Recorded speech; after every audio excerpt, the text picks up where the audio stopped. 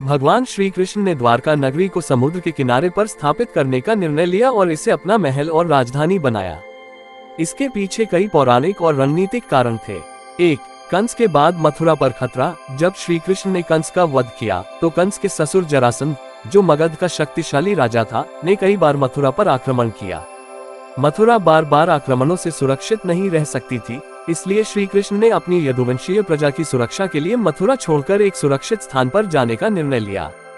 2. समुद्र की सुरक्षा। द्वारका को समुद्र के किनारे पर बसाने का एक प्रमुख कारण ये था कि समुद्र के कारण ये स्थान स्वाभाविक रूप से सुरक्षा प्रदान करता था। समुद्र के किनारे होने के कारण द्वारका पर बाहरी आक्रमण करना कठिन था, जिससे यदुवंशियों को शांति और सुरक्षा मिलती थी। 3.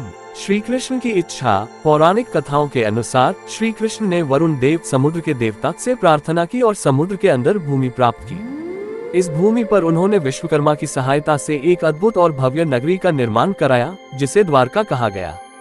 यह नगरी भगवान कृष्ण की दिव्य शक्ति और उनकी श्रेष्ठता का प्रतीक थी। 4. द्वारका का धार्मिक और आध्यात्मिक महत्व। द्वारका का अर्थ है द्वार का मालिक। यह नगरी चारों ओर से जलमग्न थी और इसे द्वार के रूप में माना जाता था, जो मोक्ष की प्राप्ति के लिए खुलता था। इस प्रकार द्वारका का धार्मिक और आध्यात्मिक महत्व भी था। 5. यदुवंश की समृद्धि। द्वारका नगरी समुद्र के किनारे स्थित होने के कारण व्यापार और वाणिज्य के लिए भी एक महत्वपूर्ण केंद्र बन गई। इसके भौगोलिक स्थान ने इसे व्यापार के लिए उपयुक्त बना दिया, जिससे यदुवंश को आर्थिक समृद्धि प्राप्त हुई। इन कारणों से भगवान श्री कृष्ण ने समुद्र के किनारे पर द्वारका नगरी की स्थापना की और इसे अपनी राजधानी बनाया, जहां वे अपने यदुवंशी परिवार के साथ शांति और सुरक्षा में रह सके।